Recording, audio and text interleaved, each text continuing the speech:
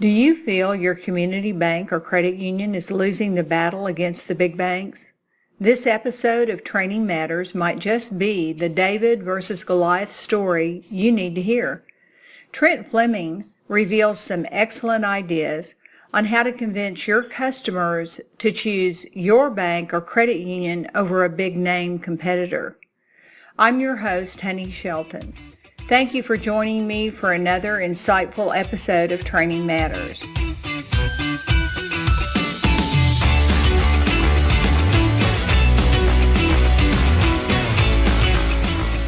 Training Matters is brought to you by the Training Institute, dedicated to setting the standard for individuals responsible for training effectiveness in banks and credit unions across the country. Today we're going to talk about something that matters greatly to those of you that train people to be successful at your company, as well as those of you that are really committed to seeing what you can do to grow and expand the relationship of your depositor or your borrower, your customer, your member, whatever you call them. Trent and I saw each other just last week in Nebraska, where we were both speaking to the Nebraska bankers in their marketing conference, and that was great fun to run into Trent. We've known each other.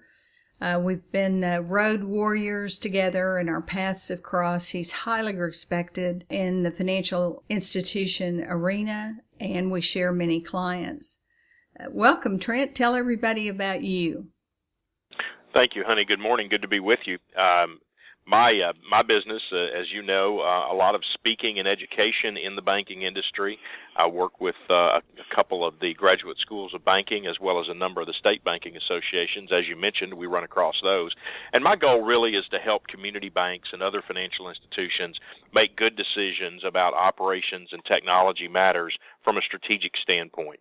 My typical comment about how I work with my clients is that I become a trusted advisor, so that as they're looking at change, whether it's a new computer system, whether it's a new marketing program, whether it's looking at new branch opportunities in new markets, that I become that trusted advisor that can help them and guide them as they look to make, again, good decisions about how they move forward, how they execute on their strategies. Well, excellent. I see how we have so many things in common, and I think what you do and I do really shows our passion, enthusiasm, and expertise.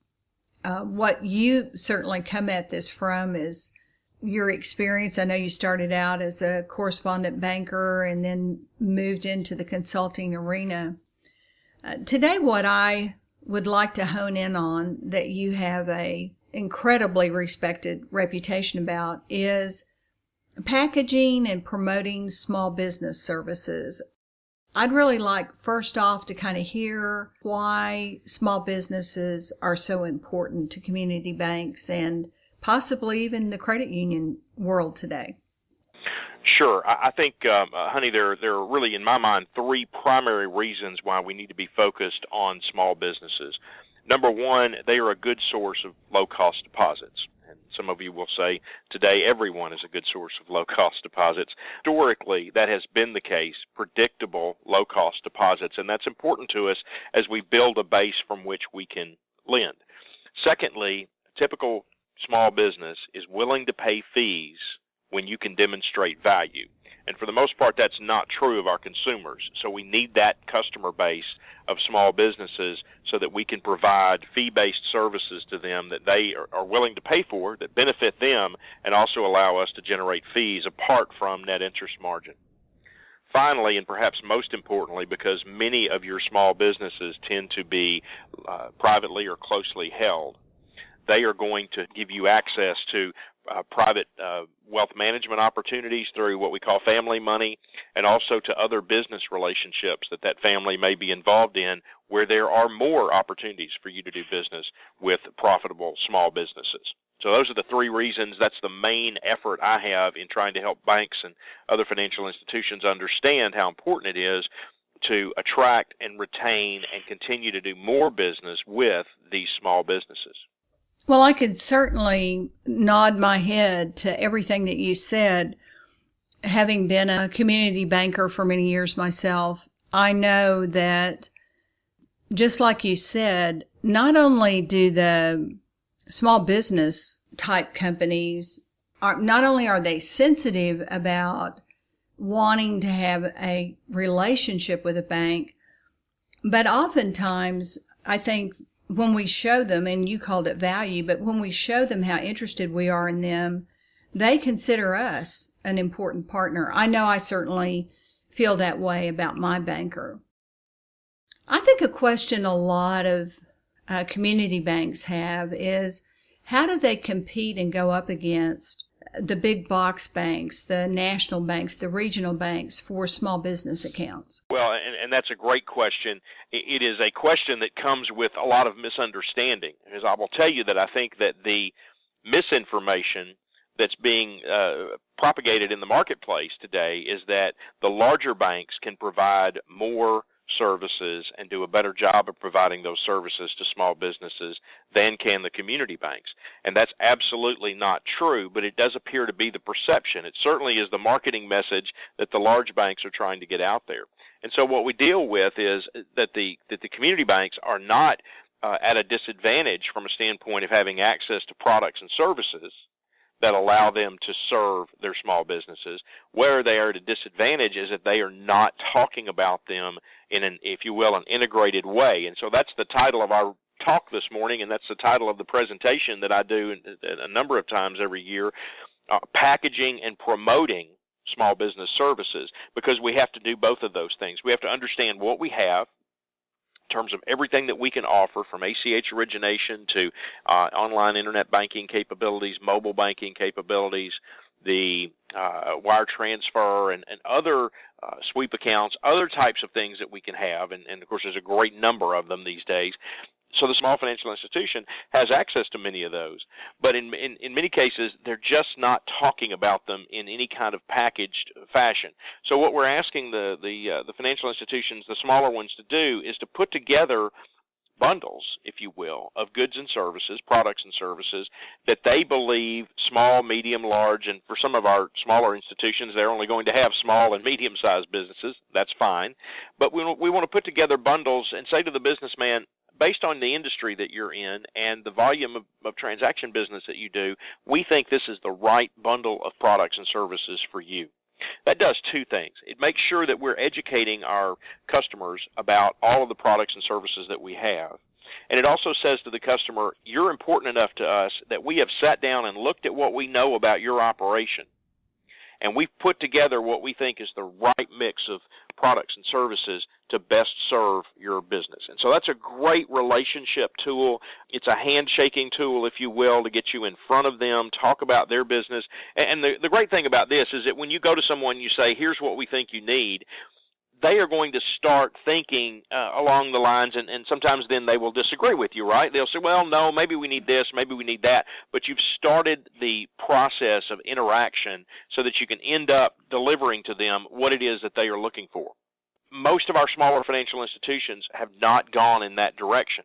And I met with some bankers not too long ago, and we were talking about what they perceived to be competition and what they were dealing with that was difficult. And one banker mentioned to me that a very large national global scope bank who had a significant presence in a metropolitan area not too far from them had been into their market, which was a college town. They'd been into their market, and they were promoting dental business services. So we have a dental lending specialist with a brochure and a calling officer with that specialist, and they're visiting dental offices to talk about expansion, to talk about adding a new dentist, to talk about selling that business and retiring and selling it off to a new dentist who wanted to come into that community.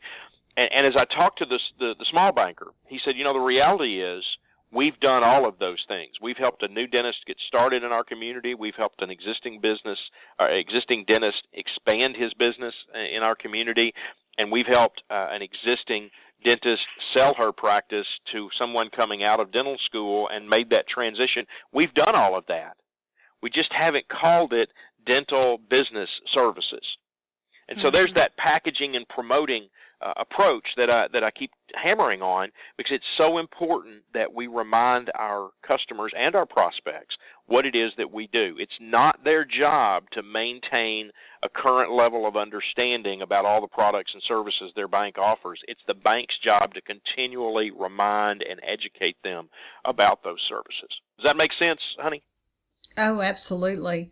I'm sure you delve into this to some degree as well, but oftentimes how I'm in there helping is teaching people what to say, how to say it, how to probe, how to build rapport, how to engage a conversation, to uncover needs, and then be able to come back and do exactly what you're talking about and saying, what a good match we are. Let me tell you what we have, and I'd like to tell you about a few people that, as I've gotten to hear what you have to say today about your business, I wanted you to hear about a couple of businesses that we've helped. So I can see how we dovetail there to a great degree, because I think that people who work in a financial institution, whether they're a broker, a lender, a trust officer, a personal banker, a relationship manager, whatever we call them,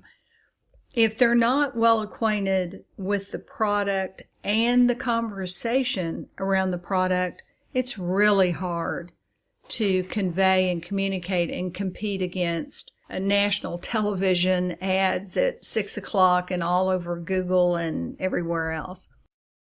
Let me ask you this.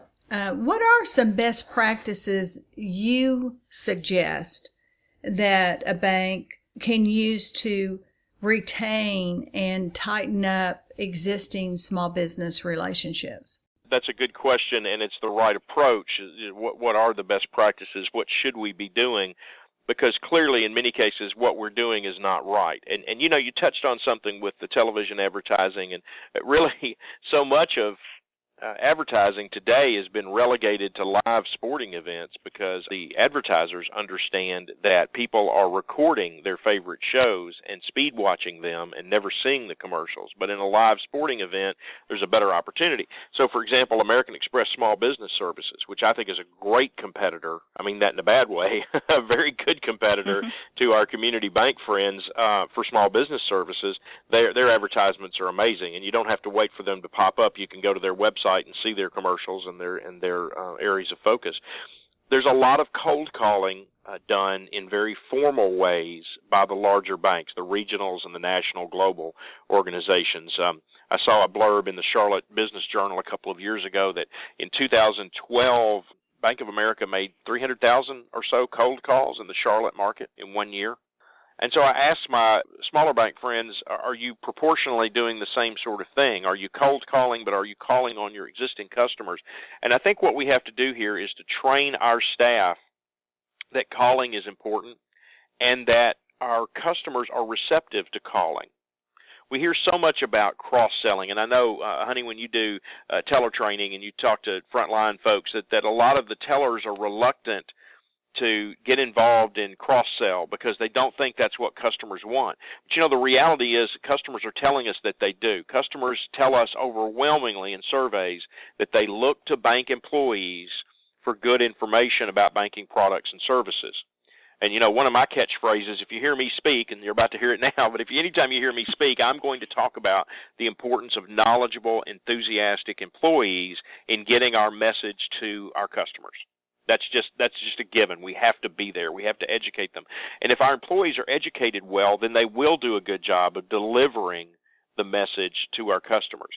What customers are reluctant to have is the sort of cross-selling at a retail store, for example, when you're checking out at 9:30 at night and you have $6 worth of merchandise, and the clerk says, because they've been forced to say this, would you like to open one of our store cards and save 5%? We don't want that. But a business that I'm already doing business with, a bank, to come in and say, we think we can help you spend less time getting your banking activity done and get it done more accurately, and we'd like to show you some of these tools, why would they not be receptive to that? Well, we have a lot of work to do within our bank, and that really is a goal that we have to get past. Remote deposit capture, for example, and you know I'm a check processing guy and cut my teeth in that, and I understand the value of remote deposit capture for a business with a lot of checks. But we've had such a hard time as an industry delivering effectively that product to our customers because many of our bankers are scared of it, particularly if you have a loan officer who is your primary calling officer, and we'll beat up on lenders just for a second. Many of them are really concerned about technology. The last thing they want is a technology fail impacting a good lending relationship that they already have. And so they're reluctant to be aggressive about a technology that businesses overwhelmingly tell us, we want this, we'd like to have this, to the point that third parties who sell debit and credit card processing are also now selling this merchant capture technology. And guess what? You just introduced another clearing bank in the background to your business customer instead of you delivering it straight to them without a middleman in the process. So that's a good example. And so I think best practices are this: training and educating our staff, both our calling staff, our frontline staff, those that are normally in customer contact, but also the rest of the bank so that everyone understands the value proposition. And then engaging with our customers in traditional ways, calling on them, hosting meetings, which I think is critically important, hosting meetings in our offices to show them new products and technologies, but more important to listen to them. And I'd like to come back to those meetings here in a minute. But we also want everybody to be at a high level of awareness about any of our banking products and services so that the non-traditional channels, my neighbor that I see in the driveway every afternoon when we both pull in from work about the same time, asks me a question about a promotional item they saw about remote deposit capture or merchant credit card services. I need a bookkeeper. I need a loan clerk to be knowledgeable enough to say, I think that would help you. I know in your florist shop you get a lot of checks. Come by the bank tomorrow and we'll have somebody talk to you, or I'll have somebody come out and meet with you, whatever's convenient. Everybody's got to have enough knowledge to give that initial positive response about the product. So that's kind of what we're hoping for. And I do want to talk, because I'm on a little bit of a soapbox here these days, about these meetings. We're going to host representatives, hopefully at an accounting level, at an ownership level, from 8 to 10 businesses at a time. Bring them in for breakfast. Nothing else seems to work, frankly, because even the best intentions of coming to a lunch meeting or an after-dinner reception, the press of business gets in the way of that. So we do a lot of breakfast meetings. I've been privileged to host a number of these to kind of moderate them on behalf of the bank. But here's what we essentially are doing: spending a little bit of time talking about the new products and services, and some of them may not be so new, frankly, but about bank products and services that could help them, and then listening to their reaction to that and to other issues. You know, I like this 2 ears, 1 mouth ratio. It works really, really well. We need to listen. And here's what I can promise my financial institution clients is that the pain points that these businesses will talk to you about, and they will. It's not necessarily complaining, but they're going to say, you know, we put this internet banking in and we still haven't figured out how to have multiple users set up on it, and they've had it for 6 months or a year. The pain points that they're going to bring out are going to be so easy for you to fix the majority of the time as to be humbling to you that this customer has been suffering through this without it working. And that's the reason we've got to engage. We cannot assume that a quiet customer is a happy customer. We've got to make sure that they are not only downloading our mobile banking app, for example, but they're downloading it and using it. So those are some thoughts about how we should be doing this, and I'll turn it back to you if you have some follow-up, and then I would like to talk a little bit about a very esoteric term that we keep hearing, big data, and how I think we can apply that to what we're doing in the business world. Do you want to empower yourself with the confidence and skills to excel as a trainer? If you are serious about training, Train the Trainer Bootcamp is for you. Join us February 23rd to February 26th in Houston, Texas, to boost your credibility and speaking skills as a trainer. Train the Trainer Bootcamp is a dynamic 4-day workshop every trainer deserves. You'll learn from the nation's best trainers on how to engage your audience and make training stick. Learn more at interaction-training.com. February 23rd to the 26th, 2016. Save the date. Sign up today. Trent, I think this information about packaging and promoting small business services is going to be so well received by our audience. And you mentioned that you had a request. You said, I want to talk about big data and I want to hear about it. Okay, well, great. I think that this is a term, and you know, you and I have been in this business a number of years, and I think that we heard back in the late 90s a lot of talk around something called marketing CIFs or MCIF technology, and today we keep hearing the buzzword big data, and I've written a couple of articles on that and given some presentations to try to help banks understand it. My goal with any buzzword that comes across from the vendor side is to first understand it, and then secondly, try to translate it into something actionable for the banks. If I can't find a positive, actionable benefit from a product or service like that, then I generally put it on the back of my list rather than something that needs to be looked at carefully. So big data is a very big buzzword today across lots of industries, not just banking. And what I want to try to do is boil that down just quickly here to how banks can do a better job of things, or even get started doing some things they're not doing at all around their business customers. I think it's important for us to realize that if we are processing a business's primary checking account, and perhaps we also have a loan with them, and by the way, you need to have both of those things. You need to get that deposit account when you get that loan package. But if you have that information, you know so much more about the day-to-day workings of that business than anyone else who's on the outside looking in could possibly know unless the business tells them. You understand who they are paying and with what regularity and how much, and who's paying them and with what regularity and how much, and you get so much detail from it, and especially if that business, like many are today, if they're making more electronic payments and fewer paper payments, then those electronic transactions are self-defining. They have industry codes associated with them and business names associated with them. And so where big data comes in is to say, let's take all this information we have as a result of processing this business's activity, and let's go through and analyze it. Let's look at average transaction volumes and dollar amounts and concentrations of who they're paying and those types of things, so that we as a bank can say to them, here's what we know about your business. And for this reason, we think that these checks over here that you seem to continue to write for your part-time employees, we think it makes sense for you to go ahead and convert them to electronic payroll deposit as you've done for your full-time employees. And here's the cost basis for that. Again, I think if we look at something like big data, and 20 years ago we looked at MCIF and we said the same thing, this is so complicated, how will we ever get it done? But if we pick one thing that we want to do, and execute on it well.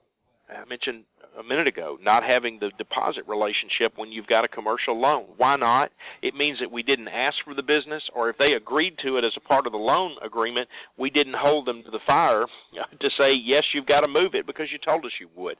Whatever that means, that's a simple thing. Who has loans with us and does not have a deposit account? But beyond that, I want to analyze what that business is doing.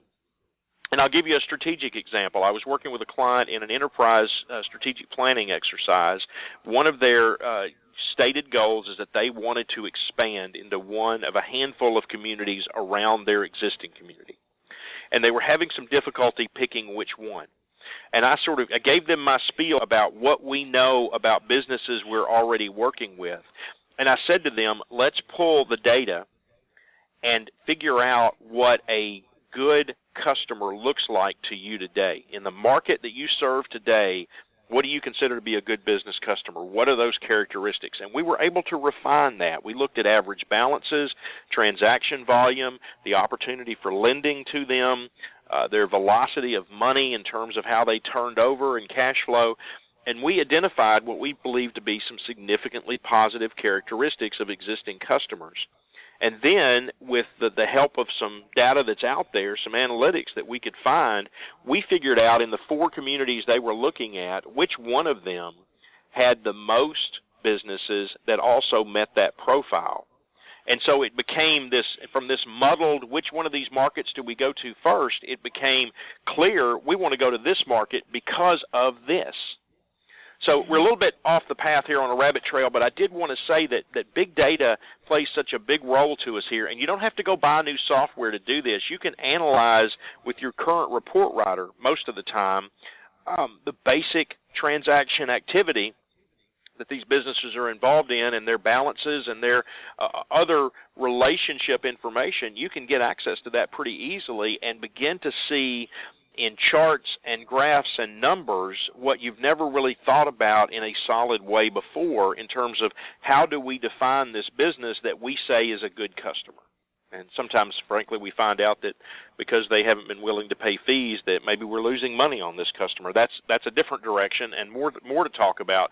But I will tell you this, on the consumer side and on the business side, the typical small financial institution has given away so much for so long that now that we need to be charging for it, and we need to be charging for two reasons. One, our net interest margin is changing for the worse. And secondly, when there's value there, we should be able to get paid for delivering value. So there's both of those reasons there. But my point is we've given away so much for so long that it's going to take a lot of retraining within the bank before we even engage with our customers about the ability to charge for products and services like that. Does that make sense? It certainly does.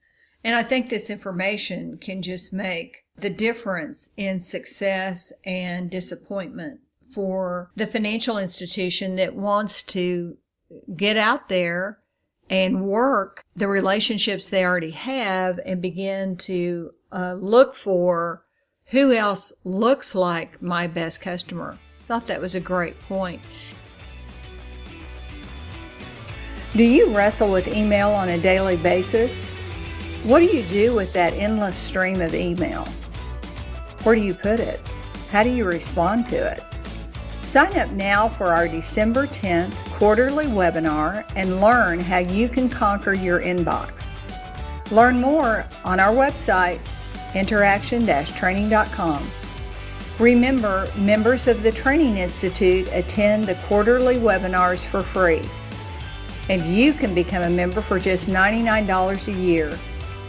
Check it out, thetraininginstitute.com, and begin to enjoy these webinars for free along with many other benefits.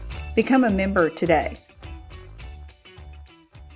Is there more you want to say about why it is so important to package these products and services well? I think you've given us a lot of good insight, but is there anything else you'd add to that? Well, let me try to put a bow on that package for you because that has been kind of the topic of our conversation today. The difference that I'm trying to make here, a couple of years ago, a client called me and one of their competitors had started running a billboard advertisement in their community that said free business checking. And the banker called me and he said, I'm concerned. I don't know how we can afford to do that. What I knew, because this guy hadn't been at the bank very long, he was a new president they brought in, but what I was able to say to him is, I don't want you to worry about this because you already have free business checking. You've just been calling it, we don't charge for that. And so that's the gap that I'm trying to bridge here, is promoting something as free business checking or never charging for something and not telling the customer what the value of it is. The second part that I understood, because I knew the bank that was running this campaign, I knew what they were doing in other markets. The second thing that I understood is that it really wasn't free business checking. There were lots of strings attached to it that we had to be able to acknowledge and talk to our customers about. Well, yeah, you could go get that free business checking, but they're going to limit you to X number of transactions a month, or they're going to force you to pay this fee or do this if you fall outside their parameters. So the packaging and promoting is about not being outsold. The given here is that you've got all the products and services that any other financial institution can also offer. It's the process of putting them together and suggesting to your customers, we think this is what's best for you, and the impact that that has. If I send you a letter, honey, and I say, here's 15 different presentations, pick one, and I'd like to do this presentation for you, that's a different thing than me writing you a letter and saying, based on what I heard you talking about last week on your podcast, here's some work that I'm doing that's very specific to that I think would really benefit your business. That's a better way for me to approach you.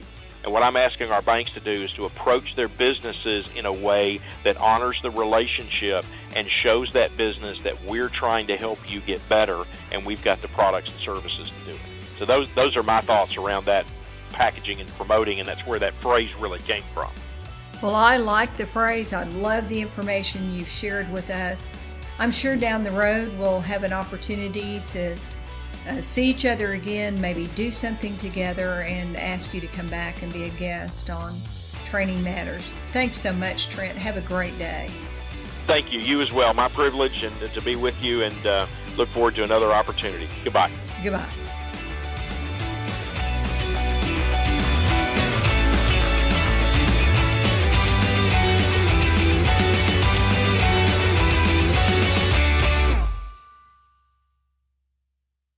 You've been listening to Training Matters with Honey Shelton.